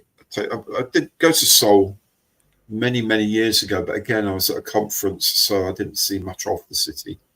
Yeah. Well, there's a lovely river that ran very near the hotel I was in, but they put the river right through the middle of the city. But the river was dropped about, I'm going to guess about 6, maybe even 10 meters below street level. So as you're walking along the riverbank, you can't hear any traffic at all. The sound just goes straight over your head. And it was lovely and cooling and really quite charming. Absolutely lovely. I did like Seoul. What little I saw of it, I did like. Nice. There are some pathways that mortal men are simply not meant to go along. You're quite right there, Rob. That's portals. Yeah, it would take a while from Southampton. In fact, I could look up my dad's notes from when he was in the Royal Navy. Actually, no, he didn't go from. He joined the ship in Malta on the way to Korea. So yes, it would. But you fly to Seoul. Fly to Seoul. I don't know if they do a direct flight with British Airways. I think they do. I know it's an awful long way. When I went last time, I went through Frankfurt or somewhere like that. No, Frankfurt, yeah, because it's a lot cheaper than the direct flight. Yeah, skunk works. That would be. Yeah, I see what you did there. Could be. See what you. Good morning, Matt. How are you? Hello. Maybe get a cruise to North Korea from Greenham in the 80s. Yeah, see what you did. Yeah. Absolutely. Malta's certainly worth a visit too. Lots of Brits over there, though. Yes, it is. Been to Malta a couple of times. Absolutely lovely. In fact, that's where I learned to do scuba diving. Malta. Absolutely loved it. It's a lovely country. Great food. I think my dad went there last year. It's really nice. Really nice Malta. Never been. Yeah. I've not been out of the country since I came back from Germany. So since I was about 24. Oh, wow. Yeah. I've no intentions of ever leaving the country again. Okay. Yeah, fair enough. To be honest, I've not, other than Telford last year, we haven't had more than one night away in 10 years. Over 10 years. So, wow. It's just not something we particularly feel the need to do. Yeah, fair enough. Why not? Never thought the Greenham cruises went that far. No, they didn't. They're about sort of Tomahawks, so they would have been about 1,500 miles, I think, or 1,500 nautical miles. Yeah. 9 hours by air on Korean Airways. I would have put it longer than that, actually, because we were looking at going to Singapore, and the flight was like 14 hours or something, direct. So it's quite a long way. Yeah, I know Korean Airways. I think Korean Airways, I don't know if they still do, but up until very, very recently, they still had 747s, the late version of 747 Series 8s. I'm flying into Heathrow, so everyone used. on those remote cameras that you can do plane spotting from the luxury of your desk. Mm-hmm. They used to get quite excited. Oh, Korean Airlines coming in soon. Wait 20 minutes, whatever, and actually seeing a Boeing 747 arriving for once. Still a lovely, lovely airplane. Still the queen of the skies. Yeah, once they sorted the loading door issue out. Yeah. Jacob, my granddad went to Hong Kong for his military service, came back by ship with a bad case of appendicitis. Ooh, that would not have been very pleasant. No. My granddad was in Hong Kong for his national service. Yeah? He was an army nurse or something. Okay, well, he could have sorted out that appendicitis. He could have. You never know. Yeah. Yeah. My granddad died when my mum was 4. He drowned in Mersey. There's a swing bridge that goes over the Mersey just up from Runcorn. Yes, indeed. He was driving his lorry at night towards the bridge. There's a bend in the road just before the bridge, and he was going too fast. And at the last second, he saw that the bridge was open, and he couldn't stop in time. He went straight on. And it took him a week to get the lorry out the river and get him and his mate out. Yeah. Jesus. Yeah. Not nice. I actually found the newspaper report from it a few months ago. Wow. I'll give it to my mum because she never saw it. Mm-hmm. They still have 747s flew via North Pole 12 hours to Paris. There we go. Very nice. Loading doors on DC-10. Yes, of course it was. Yes, it was caused that Turkish Airlines one to crash at Paris. Can't remember when. I think it's 346 people died in that. I think it's the worst single aircraft accident or something like that. It's horrendous. They had hidden issue with the locking pins on the doors. And for some reason, the engineers at Turkish Airlines, instead of adding half an inch, they took another half an inch off or something. Yeah. And the door blew. And the other problem was that all of the major controls of the DC-10 ran through the cabin floor. So, of course, they had explosive decompression. The cabin floor collapsed and then sheared all the controls to the back end. Yeah. Not a great idea. Yeah. They had one, I'm sure it's 747, because I remember watching it. You know that TV program, Air Crash Investigation? Oh, yeah. They talked about it on that. And when I think the 747 was originally designed, it was designed so that the door shut, but it's sealed so that it's shut from the outside and sealed in. Right. Yes. And what they found is after a certain amount of times, the locks degraded, and it just blew the door off. Oh, right. Okay. Yeah. And it just took half the bloody side of the plane out. Yeah. Last time I went on a cruise, an educational thing. I don't think I enjoyed it. I got the nickname Spewer. That'll happen. What colour wash would you use on a World War II carrier aircraft in the Mediterranean? Good colour question. wash. I don't know. It's not blue like the Pacific. I know that. No. But it's not brown like the Atlantic either. I don't know. It depends on what effect you do. What's it going for? Is it just like literally just the panel line, or are you trying to make it look sort of that it's been used in the Mediterranean? In which case, some sort of like dark rusty color would make sense, that it can streak across the edges of the lines to make it look like it's actually been in service and seen some hard hours of flying in the. The Mediterranean is still salty, after all. Yeah. And if they're British carriers, there'll be extra dark sea grey and dark slate grey on top. Yeah. So brown would actually sit quite nicely on them, I think. Dad flew to Hong Kong in 1945, landing in Sunderland in the Harbour.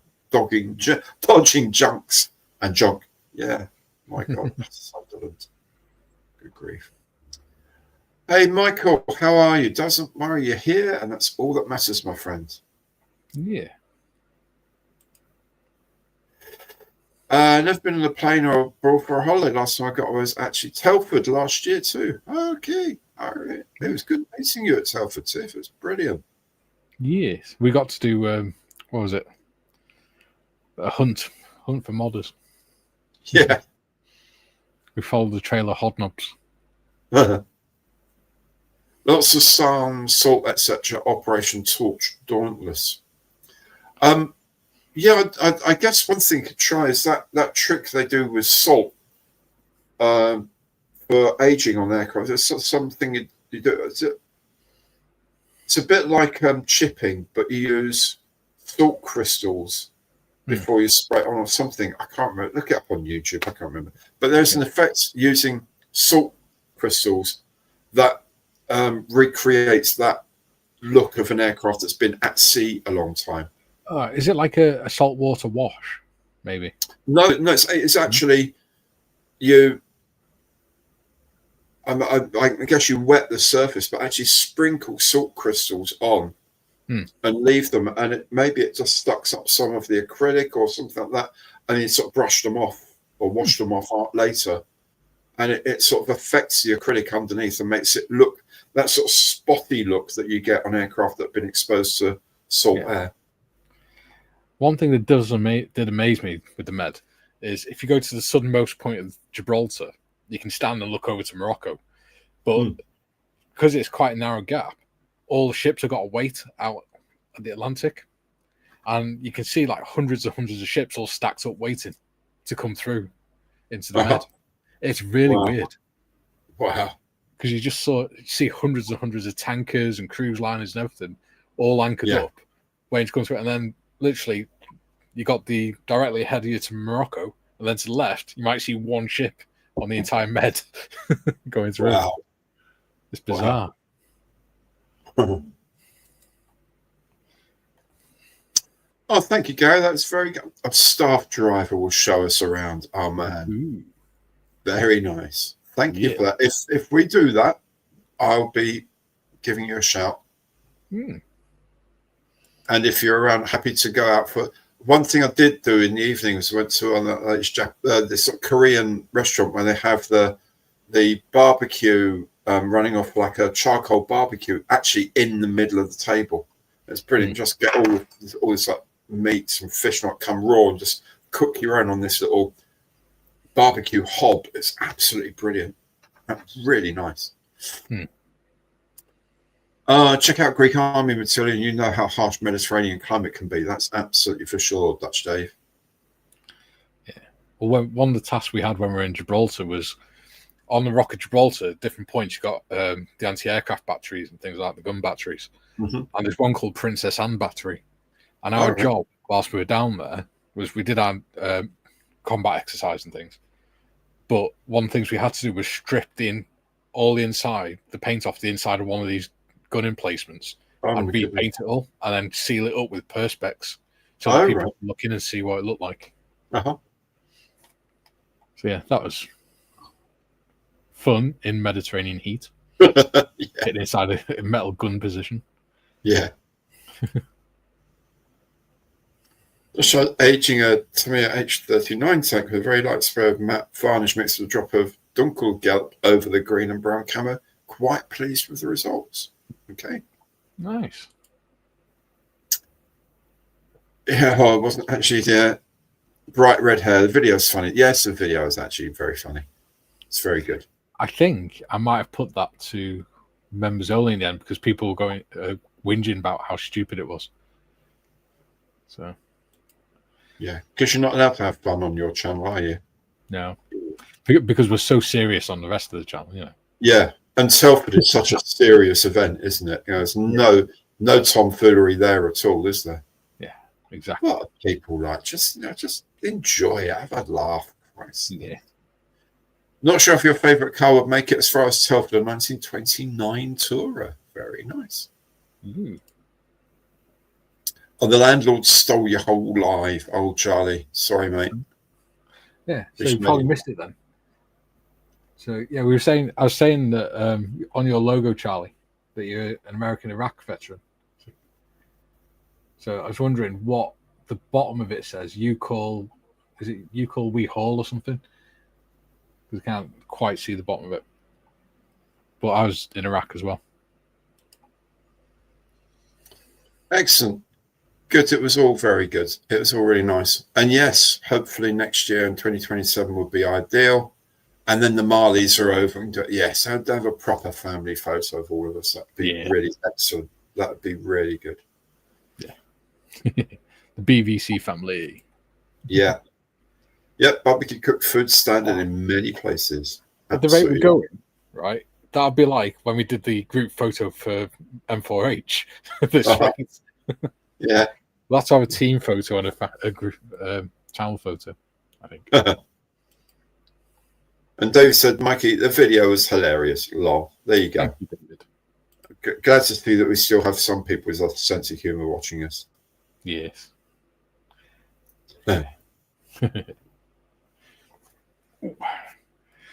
Yeah. So, what's your plans for the rest of the week, Gary? Plans for the rest of the week. Finish the Blenheim and do the video of it. I've finished the Halifax. I'll do the video of the Halifax tomorrow. That's priority one. Finish the Blenheim. Finish my P1127 that I've had a little play with the cockpit. I've done an open cockpit and done the reshaped the ejection seat and stuff like that. I need to make a tiny little instrument panel for it, but that's just a bit of fun. Just a bit of fun for another video. I need to crack on with my de Havilland Sea Venom in 1/32, which is the next Matchbox kits, and I lean over to get the engine for it, which is looking rather grand, I have to say. I like the metalwork on it. Thank you. Fading in the colour. I'm really happy with this, I have to say. Really happy with that. Of course, most of it there will be a cover you can take off. Yeah. As well. So that's going to be a challenge. And there's a couple of other. I started building the Uma Hobby 146 Harrier, the new Harrier, which is, I've only built the ejection seat so far, so I can't really tell you too much about the build. And one or two other things that I've got. Whilst one thing's setting, I can do another thing, or whilst one thing's doing paint, I can do another thing. That's kind of what I'll be doing. I'm just trying to up the content. I've done a few box videos as well. I need to do a couple more box videos. So busy. Oh, and it's my club night on Thursday night as well. So I'll be going to club night at Harrow. Yeah, Harrow Modelling Society. By yourself. Which that reminds me. One of the Dapol trains, I think it's Harrow School. All right. Yes. Because me and John are talking about doing another Dapol train at some point. Okay. And they got the school's class locomotives, and I'm sure one of them's Harrow, and I can't remember the other one. Eton or something. I'm not sure, but it's yeah. But okay. We were talking about it the other day, and Gary's like, Gary Morris. Oh, you've frozen, Mikey. Oh, you back? There we go. Ah, you're back. Yeah. Yeah. So, yeah, Gary Morris. So, doesn't Gary Evans go to the Harrow Club? Maybe he'd like that. I do indeed. Yes. In fact, Harrow School is spread either side of the road that goes through Harrow on the hill, which is where the school is. And I wouldn't be surprised if the bit where we park, I think, overlooks a very grand building. It might be one of their halls or something or other. I don't know. Yeah. But yes. Tomorrow's my day off, so I'll be man. catching up and stuff and doing as I'm told by the boss. Thursday we're doing the big boy locomotive. Yep. Friday, we're doing the Sea Fury. Now, me and the guys have had a chat about this, and we've got 2 more episodes left of the Sea Fury, we reckon. Okay.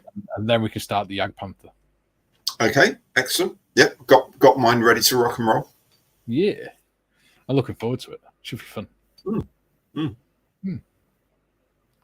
Excellent. Yeah.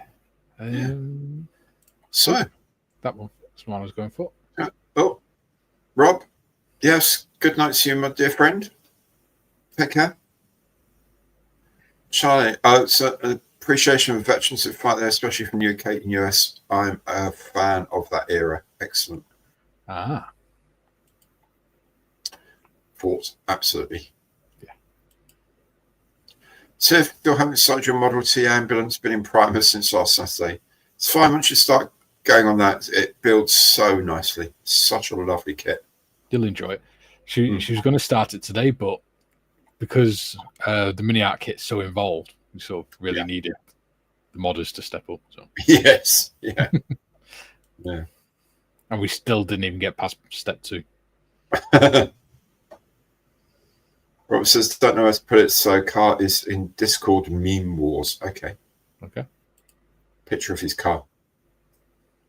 Can't do more than one kit at a time. I'd lose track and mix them up. Yeah, but unfortunately I have to. It actually makes sense for me to do more than one at a time. I do tend to start too many though. So well, I'm always doing at least 4 models. Yeah. But what I do is I only work on them on that day. And then I put them in the box or on a shelf or whatever, and I keep them separate from the others. Yeah. And the kits I'm working on that are still in the boxes go on the shelf behind me. Any kits I'm not working on go on the shelves in front of me. So I know which one's which. Yeah. Although it says Harrow and Rugby come up, Mikey. Into the trains. Yeah. Robert says the meds are making life fun again. That sounds strangely ominous to me. Yes. You're going to have another 10 strand beast turn up, aren't you? I know. Yeah. Ian says, is Harrow Models still going? I don't believe so. I don't know. I haven't heard of Harrow Models at all. If I did a search for modelling shops near me, there's one sort of Isleworth or something, and the other one's Hannants at Hendon.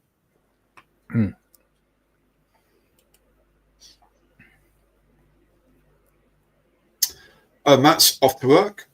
Not for much longer. Must be retiring. Yeah. 9 July, I just finished off like a Wolfman kit. Okay. Nice. Okay, there we go. On the salt technique, you make the plane wet with a bit of sprinkle with the salt where you want it to be.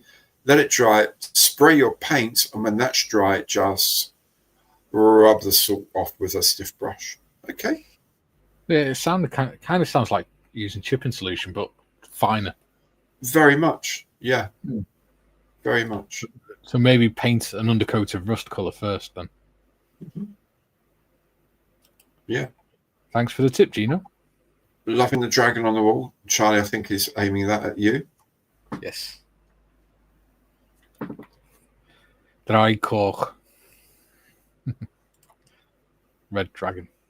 Oh, right. Good. Yeah. I had no idea. Okay, 5:10. Yes. We do have to call it a night, sadly. Yeah. Much like I've been chatting all the time. So thank you all so very, very much for joining in tonight. It's been good fun. And we'll see you in August for the next live stream.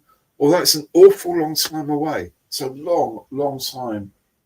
I might throw in a cheeky stream in between. I'll think about it anyway. But anyway, thanks very much for joining in. Thanks for all your guesses. And we will see you on the channel soon. Thank you very much to Moderator Mikey, of course, for his help, and Stato for trying to keep us on straight and narrow, and to Nick for his wonderful mystery conundrum as usual. Thanks a lot for watching, and I will catch up with you very soon. Take good care now, and good night. Bye, everyone.